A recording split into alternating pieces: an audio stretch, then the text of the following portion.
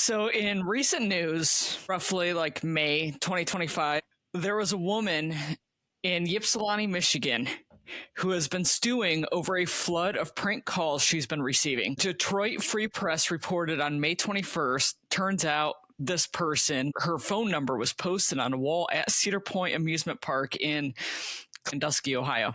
Come to find out, her phone number was written outside of the mine ride. Why? The Cedar Creek mine ride, and people have been just calling her. She said it first was funny, but now it's getting a little old.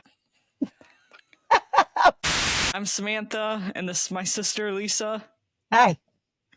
Welcome to X-umed, Tonight's episode, Haunted Bridges.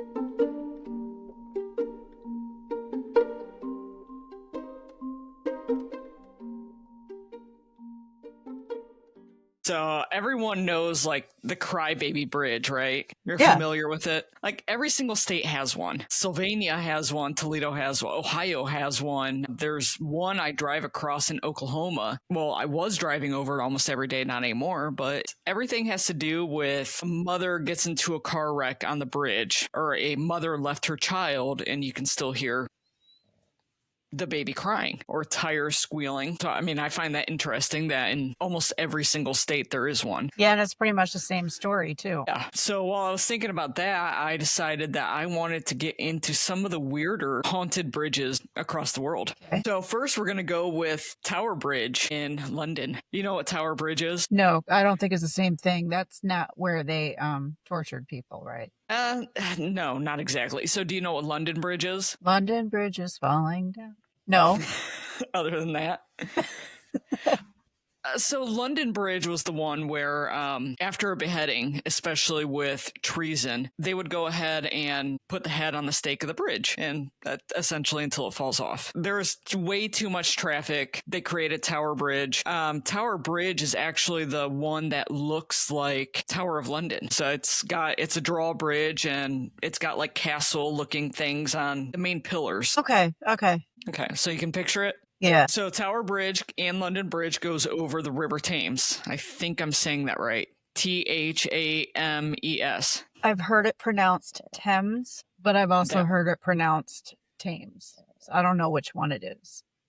It's probably English versus American. Well, beneath Tower Bridge holds a very gruesome history. It was built in 1894, and it is above the River Thames, which is also the largest river in England. There is a place under the bridge called Dead Man's Hole, and it actually refers to a mortuary that at one point in time housed beneath the Tower Bridge. So today it's no longer active, but in the late 1800s, early 1900s, it was a very active mortuary. Underneath the bridge?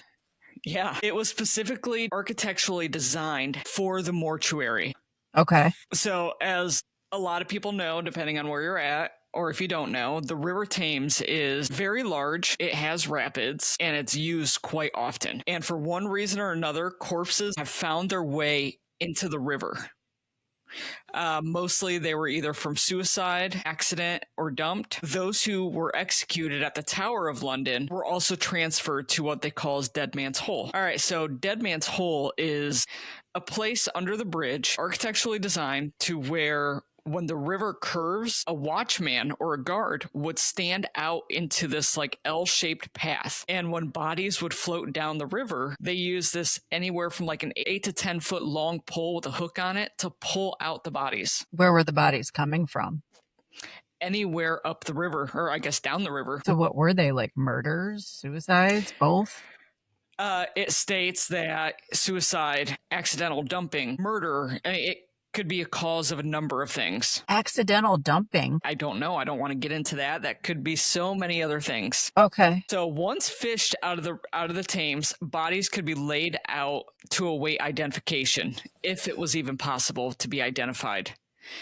The area is now closed off, but still perfectly visible as you take the steps up to the main part of the bridge. So this is on the north side of the bridge. The gruesome part about it is the stones that were inside of the bridge. Most of the bridges in London are like cobblestone, but this one is actually like smooth white bricks on the inside. Well, when a body goes down the river for long periods of time, it has a tendency to explode. So the temporary mortuary would be under the bridge in an area where if they are not identified and they're laying out for a while, the gases that are built up within the body would explode onto an area that is very easily for them to clean off. Before they brought the body down into the actual mortuary under the bridge. So there was two of them. One that kind of hung out outside before they brought them inside. Oh, so the bricks can be easily cleaned off, and they did that on purpose.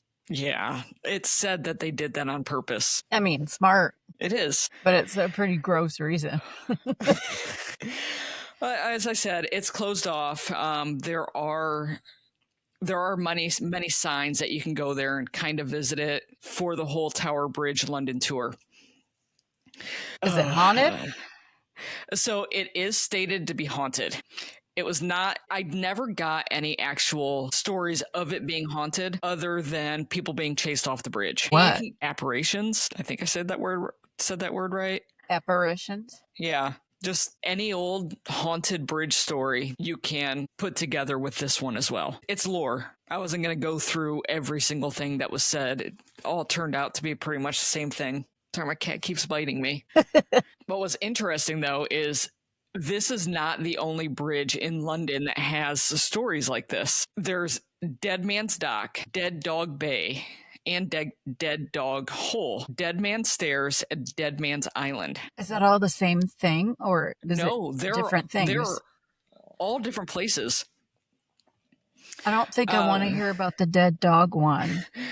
No, most of them don't actually give full stories on what it's about, except for one, Dead Man's Island. Further out on the Thames in Kent, Dead Man's Island is where victims were buried, another throwback of the era of floating prisons. Rather gruesomely, the remains buried for 200 years began to surface in 2017. Oh. There were a lot of floating prisons off of the River Thames where anyone convicted of crimes, they would go through and kind of clean up the river or fetch bodies out of the river. And that was part of their sentencing. And then they would go back to the floating prison. Mm-hmm. The River Thames is also, there was quite a few mortuaries on the river because that's where the poor, homeless, and sick hung out at. And there were a lot of times that they got washed up.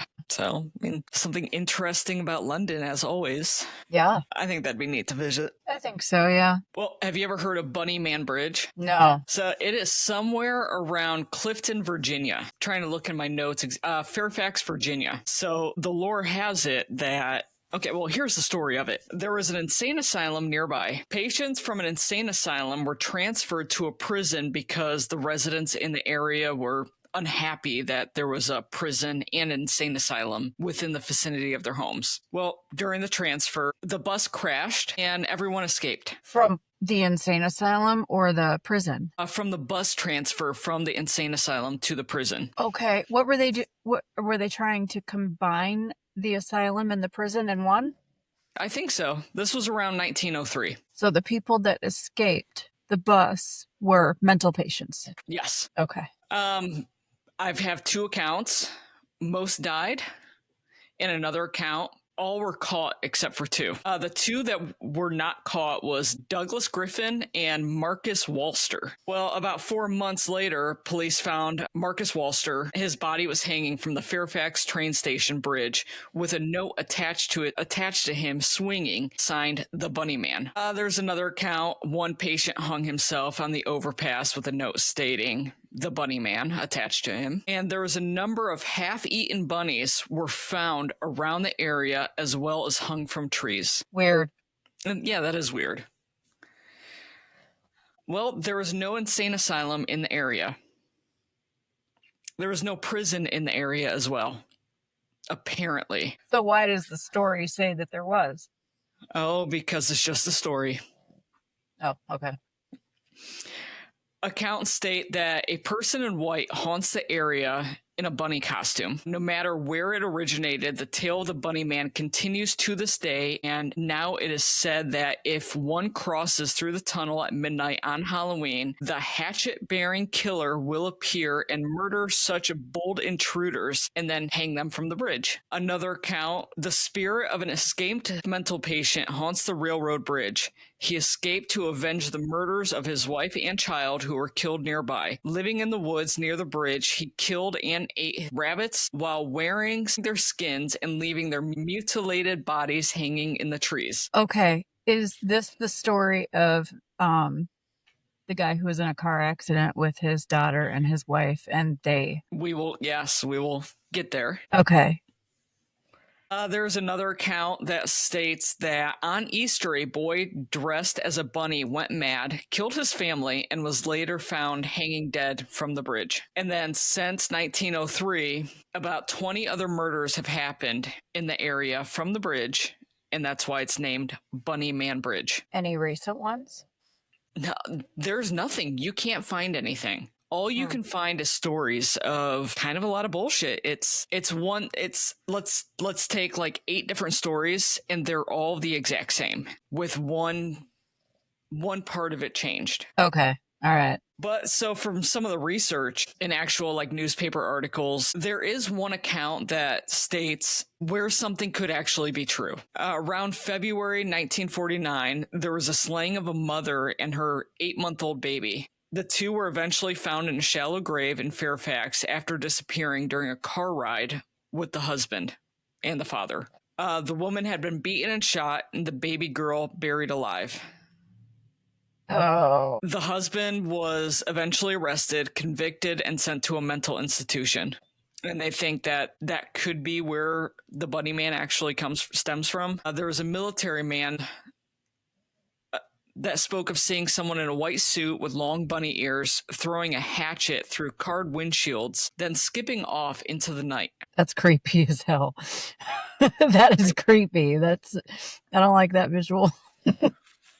There is someone who did a lot of research on this. I will quote it in the show notes. But he found an account of a man wearing a furry rabbit suit with 2 long ears appeared again on the same road in Fairfax County. On Thursday night, police reported this time wielding an axe and chopping away at a roof of a new house. Less than 2 weeks ago, a man wearing what was described as a rabbit suit accused 2 persons in a parked car for trespassing and heaved a hatchet through a closed window of a car on the same road. When was this supposed to have been?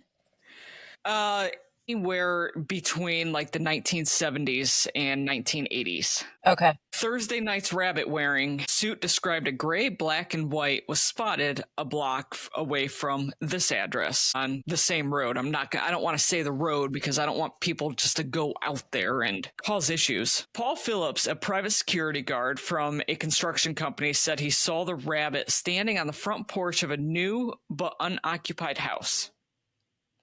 It started talking to him. Phillips said, and that's when it all started chopping. All you people trespass around here. Phillips said the rabbit told him he whacked 8 gashes in the pole. If you don't get out of here, I'm going to bust you on the head. Phillips said that he walked back to his car, grabbed his handgun, but the rabbit, carrying the long-handed axe, ran off into the woods. The security guard said that the man was about 5 feet 8 inches, 160 pounds, and appeared to be in his early 20s. You guys all trespass around here.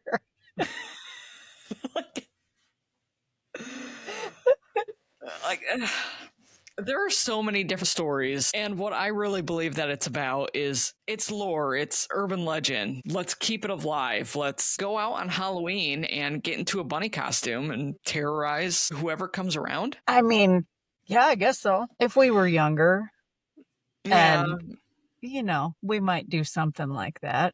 I mean, I don't think we wouldn't vandalize things. We wouldn't break people's windows and threaten to kill people, but... But what is with the mutilated rabbits hanging from trees?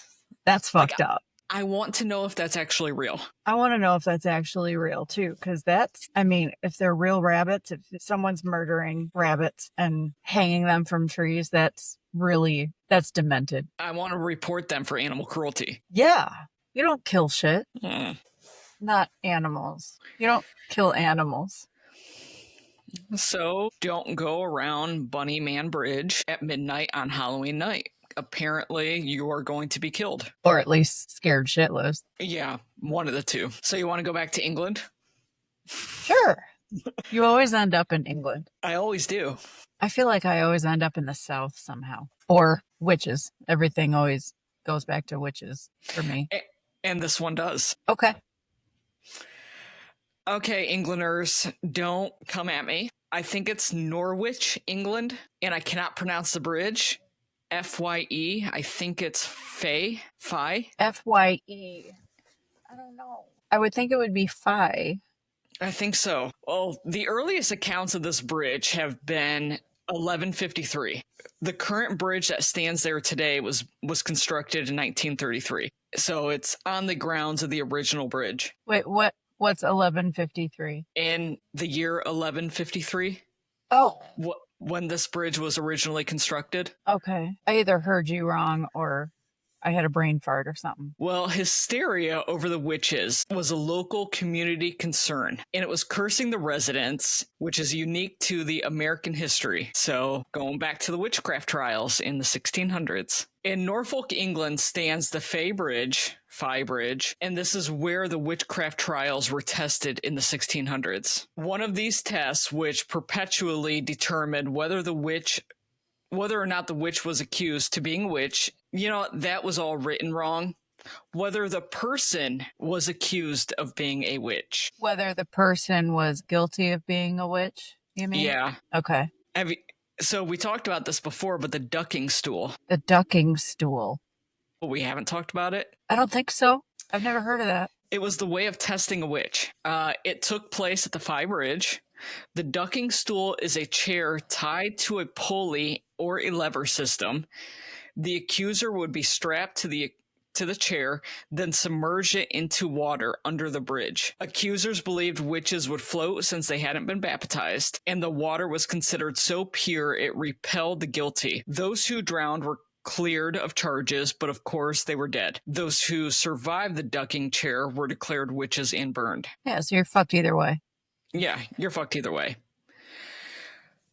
Prior to the witch hunts, the ducking stool at Fye Bridge would have also been used as punishment or of humiliation to disorderly women and dishonest tradesmen, whatever that means. So, did they kill him? I don't know.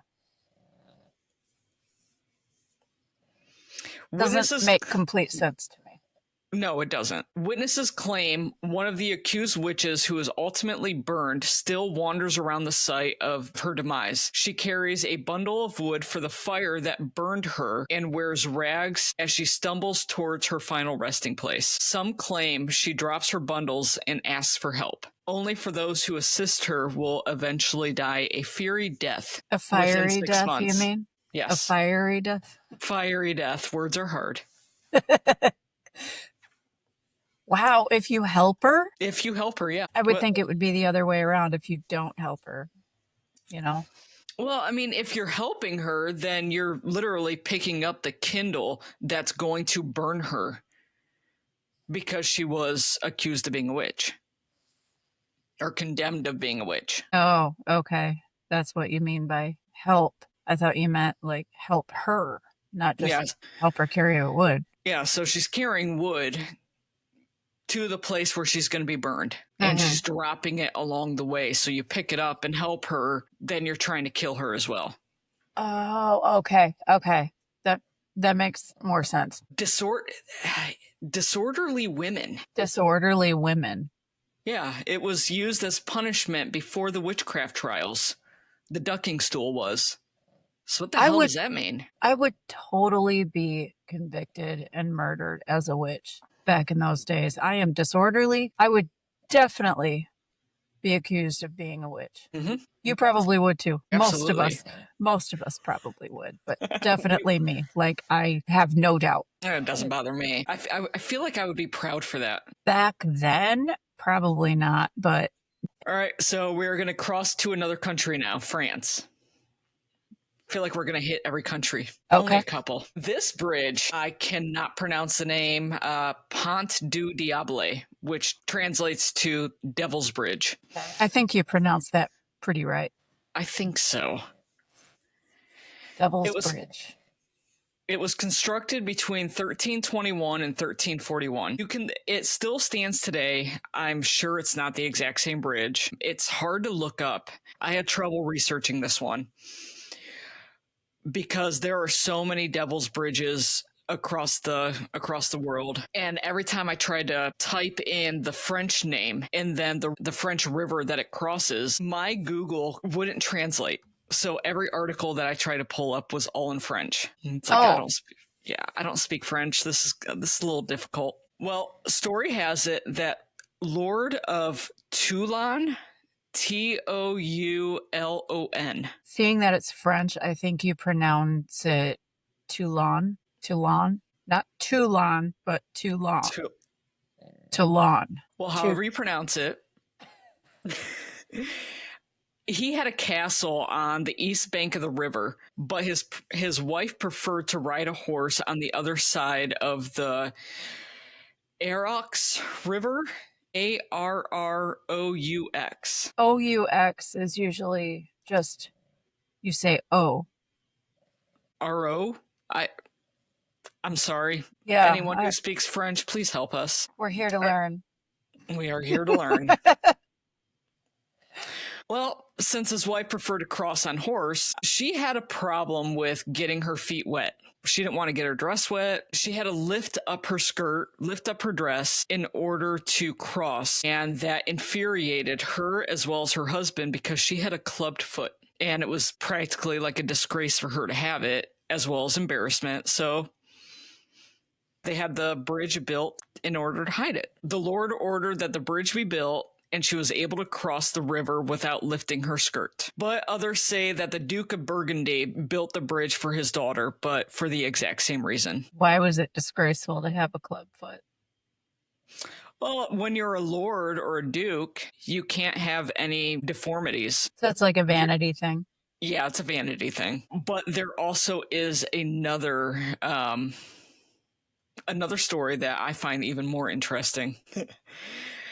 Another local story says that while the bridge was being constructed, the mason was struggling to finish on time. The mason made a pact with the devil. If the mason could not finish the bridge, the devil would help him do it before the rooster crowed the following morning. In return, the mason promised the devil his daughter's soul. The mason worked all night and wound up finishing the bridge in time. When the devil saw this, he was upset. To get the soul of the mason's daughter, he stole a brick from the bridge and hid it. Okay, so he's a dick. Yeah, what a dick. Now the bridge is incomplete. But the devil did not count for the betrothed of the mason's daughter, who loved the girl dearly. He expected foul play, and the young man watched the bridge all night and saw the devil's unfair act. When the devil left, he took the hidden brick and put it back into the place so the bridge would be fully constructed before the rooster crowed, saving the soul of his beloved. Supposedly, a brick bearing the traces of the claws of the devil can still be found in the bridge and never gets dirty or mossy. That's cool. But when the devil realized that he was outwitted, he got so upset that he spent many days throwing big rocks around in the surrounding area. He threw a complete tantrum. He threw a baby fit. Like, I've read this a couple of times, and all I'm picturing is like Sam and Dean outwitting Crowley and him just throwing a complete fit. Yeah, or Lucifer. Oh, well, Lucifer was a complete child. Yeah, he threw a better fit. Come on, Supernatural fans. You know what we're talking about. Oh, yeah. That's kind of what I'm picturing, too. So am I.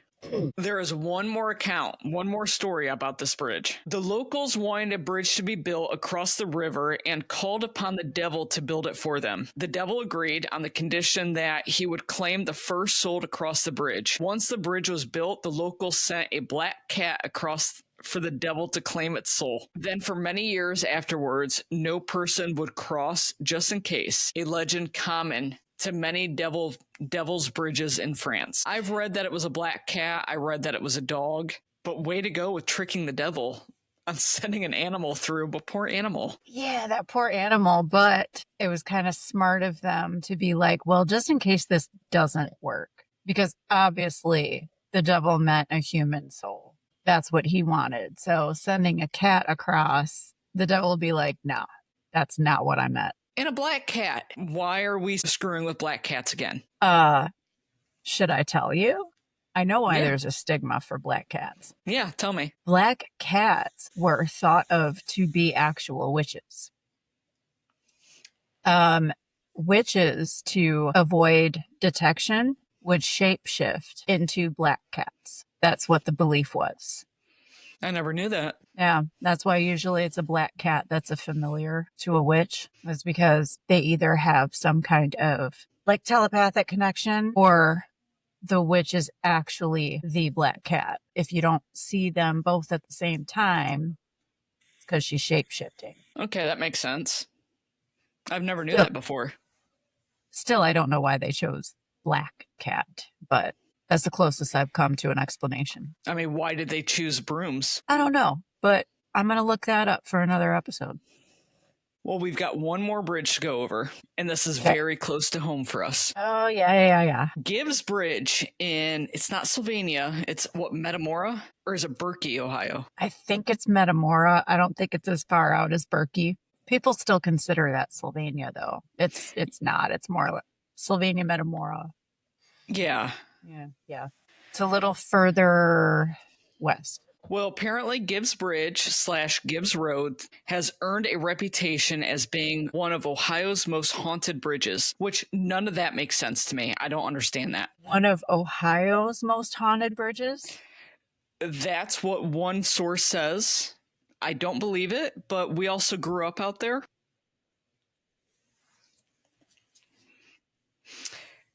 It was constructed in 1923, and it's also named Xanadu Bridge. I thought Gibbs Bridge and Xanadu Bridge were two different things. Apparently not. All right, so the lore on that is, it's a couple of different stories, and I'm sure you have a story if I don't cover it. A girl hung herself from the old one-lane bridge in the country. Another one is in the 1970s, Sylvania High School, which now it's Northview High School and Southview High School. Well, in the 1970s, a high school student from Sylvania High School drove his motorcycle over the bridge and was decapitated from a wire being hung between two trees by players from the football team. I've heard that story multiple times. He was bullied. I've heard so many different things about it. But the thing is, nothing has ever been published in a newspaper regarding anything with Gibbs Road other than repaving it and when it didn't pass inspections. All right, so since I've been here, especially if you grew up in Sylvania or the Lucas County area, most teenagers have gone there. But paint a picture for everyone else who hasn't. It is a one-lane bridge on a dirt road. It's probably paved by now. I don't think it's paved, but it's just, it's kind of a stone bridge. The area that it crosses is like you could jump over the creek. There's trees surrounding the creek. There's probably about anywhere from 6 to 7 houses on the road at most. I haven't been out there in probably 15 years. There could be more. It's just you go down this road, and I think, if I remember right, the road is paved until you get to the bridge, and then it turns into like concrete, but there's like stone on the side of it. But then after the bridge, the road is dirt. It's a dirt road still. I think so. And of course, like a lot of small bridges, it's completely graffitied over. You go there at night, it's creepy as hell, as It should be. There's no lights anywhere. I think it's Sylvania Metamora, between Sylvania Metamora and Yankee or State Line Road. It's in between, or Smith Road. I can't think it's remember Smith. which one. I want to say it's Yankee, but I don't think that's right.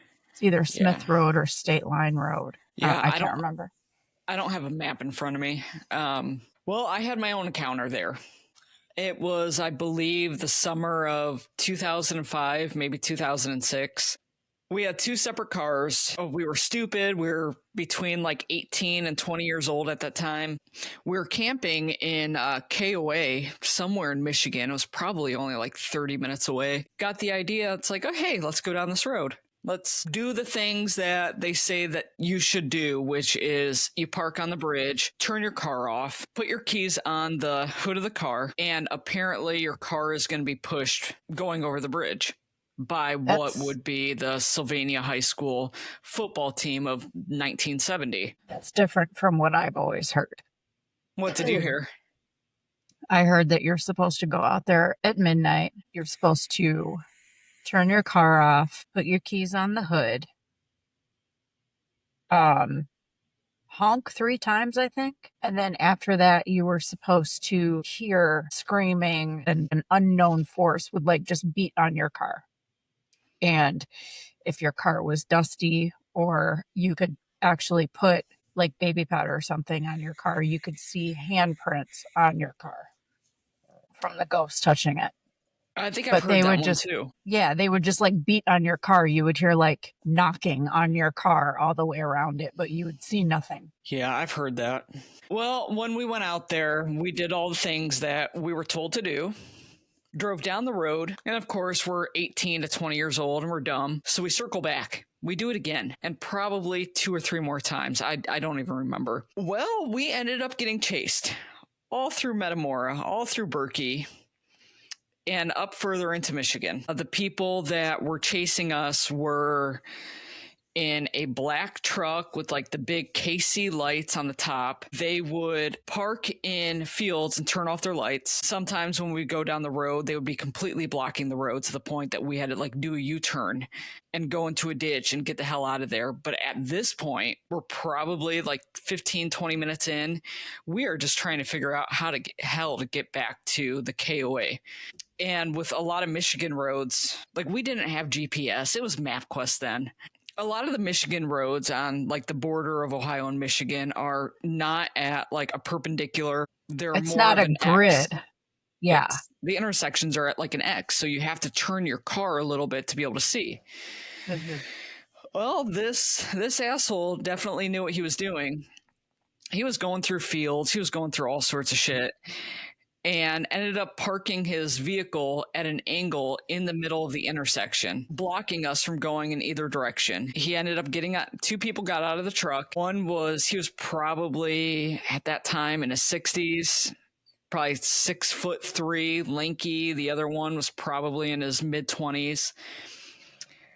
Got out of the truck, went to each one of our vehicles, kind of leaned in a very, very strange way that made us uncomfortable, and told us that if anyone goes down this road again, they have our license plate number. It will be given to the county sheriff and we will be arrested, and that every house on that road has a shotgun aimed at the road for anyone who goes down it. Scare the hell out of us. I don't know. I've gone back a couple of times over like the last 15 years, but for the most part, he was probably trying to scare everyone because there's only like 6 houses on the road. It's in the county. Probably damn tired of stupid kids going down the road, disturbing the area, disturbing the peace and the residents. Like, how would you feel living on that road?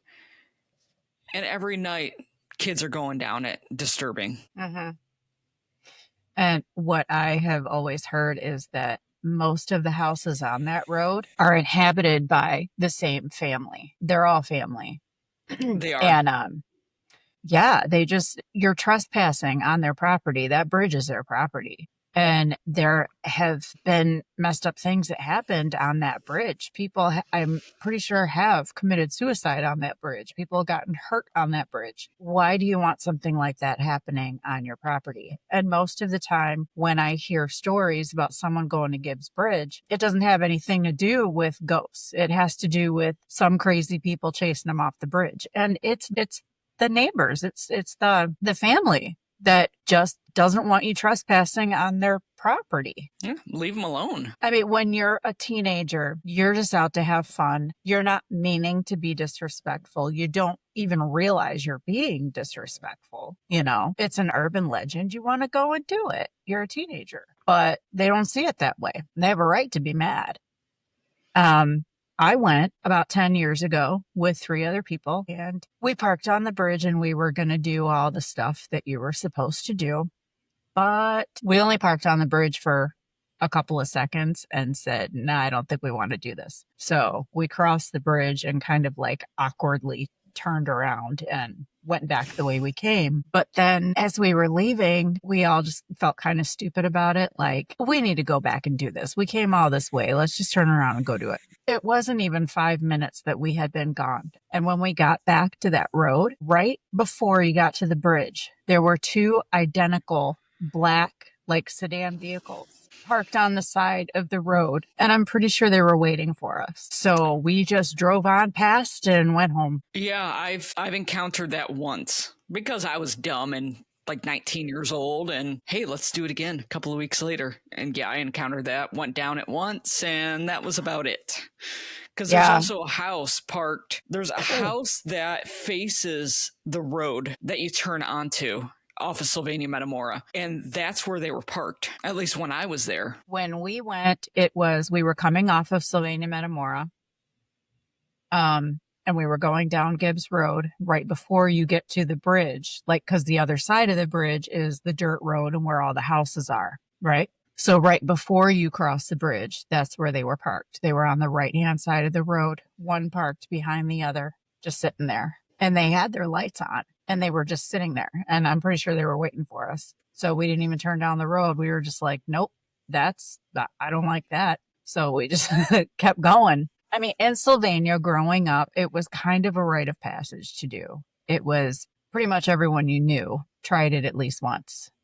Going back to, I mean, our own parents probably did it. A bunch of our cousins did it. My kids did it. It's just a legend. But when you're a teenager, you don't realize what you're doing. You just think that you're doing something creepy. And, you know, I'll bet a bunch of people go there for Halloween and do it and everything. And they don't mean any disrespect or harm by it. But the family that lives there does not like it. You are trespassing on their land. And most of these teenagers probably don't even realize that. And I mean, I didn't. No, at the time you were probably like, these crazy people chased me. And then when you go and think back, you're thinking, oh, yeah, I was probably the asshole there, you know? People are still going to do it. But if anyone's listening, you are going to cross into Michigan when you do this, because there's only a couple of ways in and out of there. And remember, when you cross state lines, different laws apply. Yeah. But I was irritated when I was doing the research on this. There is absolutely no newspaper articles, nothing on Gibbs Road or Gibbs Bridge other than construction. That's it. Because I don't believe it's haunted. I don't believe anything actually happened there now that no, I was going what through I heard, newspaper articles. Yeah. What I heard was I heard about the decapitation thing, the kid on the motorcycle being decapitated because they put a rope like across the bridge. I heard that, but I also heard that there were 2 cars trying to play chicken on that bridge. One car can barely fit down that bridge. It's a tiny bridge. You can't fit 2 cars down that bridge at the same time, like going past each other. You can't do it. And so, yeah, 2 cars were playing chicken and they crashed and everybody died. I vaguely remember hearing about that. Mm-hmm. But ultimately, I don't think anything happened on that bridge. I don't think it's haunted. I mean, we could be wrong, but I am not going to go back with an EMF meter or anything like that to prove it because I'm trespassing. Maybe if it was 20 years ago, I would have, but not now. Yeah, I know the Toledo, Ohio's Ghost Society has gone out there. A lot of people have gone out there with EMFs, and they get all sorts of readings. You can find it on YouTube. I don't know. I just, now that I'm older, I have a little bit more respect. But yeah, I'm absolutely at some point in time going to go back out there, but it's going to be during the day. And I'm going to slowly drive just to point it out to someone or just to reminisce. But I'm not stopping. I'm not doing anything like that. It's just, I'm just passing through. I think the only way that it would be okay to go out there and do an investigation is if you get permission from the neighbors first. No, I agree. Yeah. Go knock on a couple of the doors and say, hey, do you mind? You know, we're not going to do any fuck shit out here. We just want to investigate a little bit. Give us like 45 minutes to an hour, and then we will be gone, and we will be completely respectful. They might let you. You know, but don't be parking on the bridge and smoking weed and honking your horn and screaming and doing all this stupid shit because they don't want you out there doing that. No, they don't. Well, unless you have something for haunted bridges, that's all I know for now. Then that's all I know for now. I don't have anything. All right. Well, I guess everyone have a good night. See you next time. Yep. Thanks for listening. See you next time.